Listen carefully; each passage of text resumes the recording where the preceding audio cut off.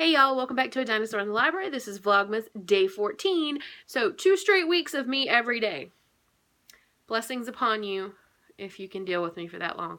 So today I want to do a video that's a little different than most of the ones I've done before. Well, not really, I guess, but I'll be talking only about one specific sort of reading level of books, and that is sort of middle grade and a little bit younger.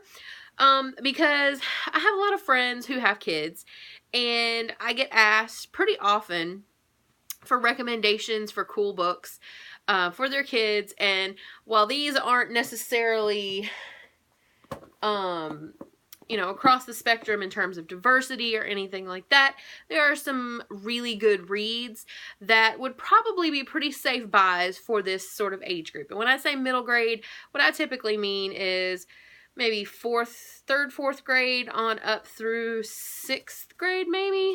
It just depends on reading level, honestly. But I picked a few books off my shelf that I really love, and maybe this will help you buy some presents this holiday season if you do in fact do that sort of thing. So, as I said before, these are definitely not a complete spectrum of any sort of diversity, and that bothers me just because I don't have a whole lot of them on my shelf. I've read more than I actually own, but I don't have them in front of me, and I was trying to get this video done, so hopefully in the future I will do a diverse middle grade books video, and we will be able to incorporate those as well. So I do apologize for that up front. So the first book I want to talk about is a book that I have mentioned on this channel before, and that is The Girl Who Circumnavigated Fairyland in a Ship of Her Own Making by Catherine M. Valente. This is the first in the Fairyland series. I think there are 4 now, maybe 5. I'm behind. I've only read the first 2, and I only own the first one, so I really need to get the rest of these and read them. But it is a really good fantasy series. September is this young girl, and she just really wants an adventure, and she ends up in Fairyland, and Fairyland is a bit odd, and it's compared to Oz, obviously, but it's definitely not the Judy Garland kind of Oz. It's somewhere between Oz and the Fairyland from I Hate Fairyland, which is a comic series that's recently started, and if you haven't read it, you're really missing out. And particularly if you don't mind swearing, which I don't, get the uncensored version. It's kind of amazing. So yeah, this would be my first recommendation.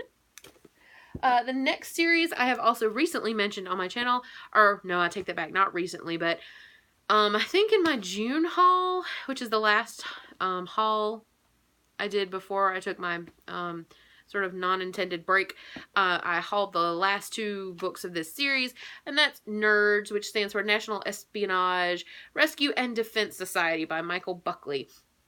And I think that there's only 5 in the series. I only have 5. There may be 6. I'm not sure. I'm a little behind on some things. But it's a team of what would be termed outcast kids who are, who use their oddities for superpowers and become spies and have to defeat supervillains and things like that. So this book does have a little bit of diversity in it. So you've got an African-American character, an Asian character, and I believe a Hispanic character. But, you know, it's an excellent series, and it's entertaining. It's entertaining enough that I, as a 36-year-old person, made a point to buy all of them. So I think a kid would probably enjoy this. The next book I want to talk about, I did a review of recently, and I will place that review below. And that is Warren the 13th and the All-Seeing Eye by Tanya Del Rio and Will Stahl. I loved this book, as you will see if you watch the review. Super cute. Another fantasy type book, and as I've already reviewed this, I won't go into it too deeply, but it's really imaginative. I really enjoyed it. It's got puzzles to work out, and I think that this is an ARC, and the actual copy of this I've seen on Instagram and places is beautiful, so it would make a wonderful, wonderful holiday present. The next thing is a series for a little bit younger, probably younger than even, yeah, these are pretty much younger than probably 3rd grade maybe, but I think, well, no, I guess 2nd or 3rd graders would probably read these.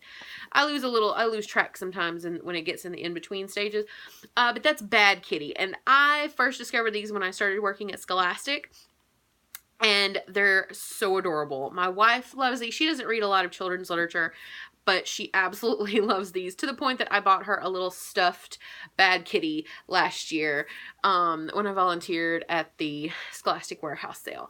And these are the 2 most recent ones. This is Bad Kitty Drawn to Trouble and Bad Kitty Puppy's Big Day. And they are books told, I wouldn't really call it a complete graphic novel because these are children's books, but it's sort of heavy graphic. Somewhere between a picture book and a graphic novel. And there's enough text that, say, a 3rd grader might be interested enough in this not to kind of drop it and run, you know? And there's a lot of these. There's several picture books that go with this series as well. There are 1, 2, 3, 4, 5, 6, 8 of this sort of size. These are in hardback because they were newer, but the other ones are in paperback. You can usually, I know at the Scholastic Book Fairs Warehouse, they had a pack of them at some point, the first several of them, and yeah, so these are just super cute books. It's all about Bad Kitty and Puppy, who annoys the crap out of her, and she has to put up with him, but they're really cute, and if somebody who doesn't even like children's literature can love these, I don't see how a kid would not adore them. The next book is another one I discovered while at Scholastic, and I unfortunately have only ever read the first one. That is Gustav Gloom and the People Taker, and it's very cute. The drawings are adorable.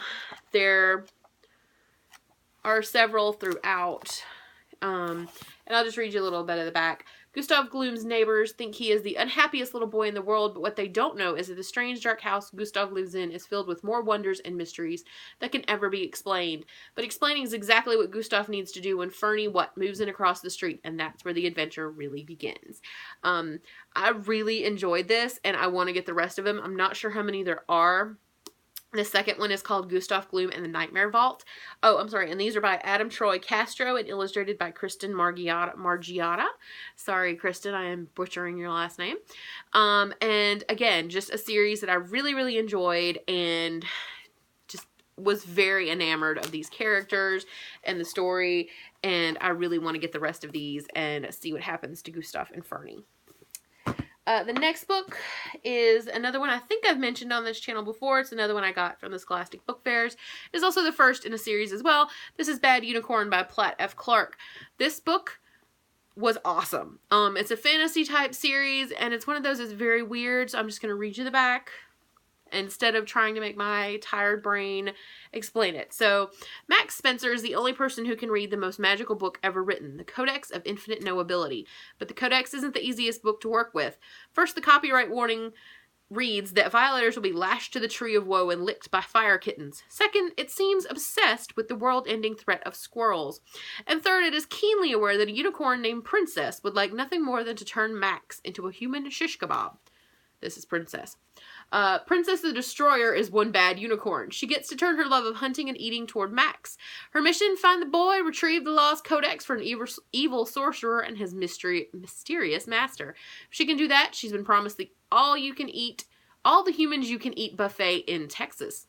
Stuck in time with a carnivorous unicorn on his trail, Max must find the courage to save himself, his friends, and the entire human race. And I love the squirrels on the back with the Tree of Woe and the fire kittens and this monster here. And I really want to get the others in this series. I know that one is already out, and I think the second one's called Fluff Dragon. And I don't know if the third one is out or what the name of it is, if indeed the third one has been published or released any information about yet. But another fantasy type series, very funny. So if you have a kid that likes comedy, they would very much enjoy this. And the last two things I'm going to mention are classics that I probably shouldn't even have to mention that most people would probably think of. And the first one is the BFG by Roald Dahl, which is my absolute favorite of all of Roald Dahl's work. I do love Matilda, but the BFG will always be my favorite, because honestly this is the very first Roald Dahl that I was ever exposed to. My 3rd grade teacher read this to us, and I cannot explain to you how amazing this book was being read out loud to you. If you've never read Dahl before and it's been read to you, it's an amazing book. And if you have not read this, you need to do yourself a favor. Go out and purchase this for someone in your life and read it yourself as well, because it is amazing. But on that note, any Roald Dahl is always an excellent gift. James and the Giant Peach and Matilda are my other 2 favorites of his, and I would definitely suggest getting those as well.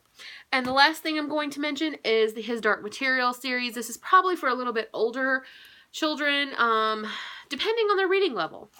I would have been fine with this as a 3rd grader. Some kids might not be. So, depending on the kid you're looking at, his Dark Materials is made up of 3 books, and there's only 2 in here because I'm in the middle of rereading this series with Jen and Holly. Jen Campbell and Holly from Library at the Edge of the World. They're hosting a read-along for December, because this is their favorite series of all time, and with good reason. It's brilliant. Philip Pullman is amazing. And the first book in the series is The Golden Compass, then it's The Subtle Knife, which is the one I'm reading right now, followed by The Amber Spyglass. And this is a box set that I got at Barnes & Noble, but you can obviously purchase these individually, but if the person you buy them for, or you, indeed, likes the first one a lot, you're gonna want to read the other 2. So, you know, you might want to look at a box set. And honestly, when I bought this was the cheaper option. Buying this set of 3 small mass market paperbacks was a much cheaper option than buying 3 individual books, because they were not in mass market in the other editions. So there's that also. If you are like me and have to be very, very careful with your money, especially around this time of year, because you want to buy presents, but you don't want to break the bank, right? And that is the one thing I will say about children's literature. So most of these... So an adult book in this size would be $17 probably, because this is the size of most Penguin Classics, and they are about $17 a piece depending. But all of these are mass market price, $5.99, $6.99. The 2 Bad Kitties are $10 a piece. They are hardbacks though. I'm not sure how much Warren the 13th is.